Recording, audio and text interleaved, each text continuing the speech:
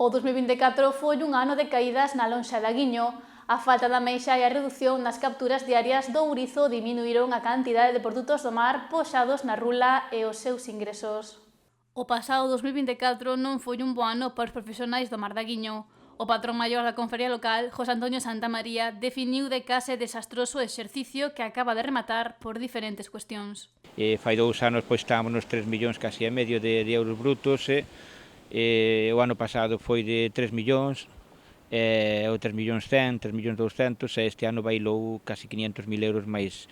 abaixo, menos. Entonces aí é onde está vendo que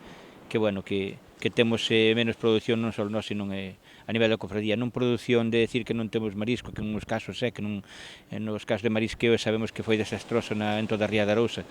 pero despois tamén hai outras pérdidas e outras malos tempos, no aspecto do ourizo pois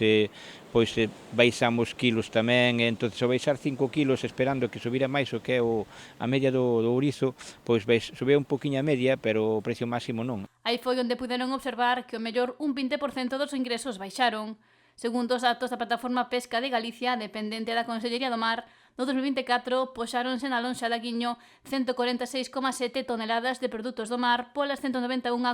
do 2023. No referente aos ingresos, reducíronse en máis de 600.000 euros ao pasar dos 3,2 millóns do 2023 aos 2,5 deste 2024. O que máis se mantuvo foi evidentemente a navalla. A navalla pois é aquela explotación que se vai mantendo con aquel topa, aquela xente, está vendo navalla, realmente están vendo navalla, acollendo navalla. Despois nas outras alternancias que temos un pouquiño máis, por decir así, directamente da cofradía, que sustentan a cofradía mesmo nos mariscadores, pois no caso da ameixa, pois un desastre, como comentei antes, desastroso, que non hai absolutamente nada, nin no libre marisqueo, nin tampouco nas nosas autorizacións, foi peor que ningún ano. Despois das outras alternancias, como eu percebe, pois houve algo máis de percebe que o ano pasado, pero tamén nos cuidamos un pouco máis, fomos algún día menos, pois se mantendo o que é o nivel ou o que é o recurso máis ou menos ben. Sen embargo, a pesar de haber menos cantidade dos produtos do mar, o seu valor apenas variou en lonxa. Os precios mantuveronse bastante ben dentro do que cabe, o que pasa é que, claro, mantuveronse ben, pero as cousas están como están, o que o mercado está polo que está, a sociedade e a xente, pois estamos pasando por estes anos que a verdade é que non abundan as ganancias, nin abunda o que é o benestar da xente, e entonces que o noso non é un tema, non é algo primario, non, que o noso non é peixe neste caso, nin é carne,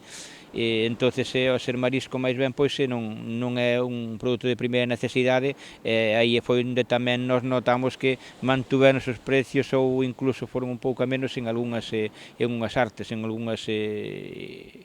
marisco. E sinala que, a pesar desta caída, a confraría ten sorte de contar cos datos cos que pechou o 2024, xa que houve outros pósitos que o pasaron peor.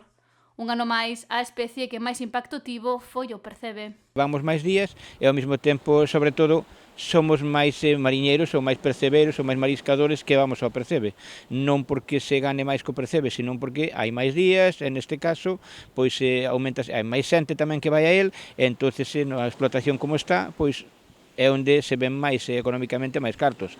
Pero a nivel cartos, a niveles socios, o que máis se ve que repunta sempre é o ourizo, porque hai menos xente que vai ao ourizo por ter ese permiso específico, pero ao mesmo tempo son moitos cartos que entran na nosa entidade.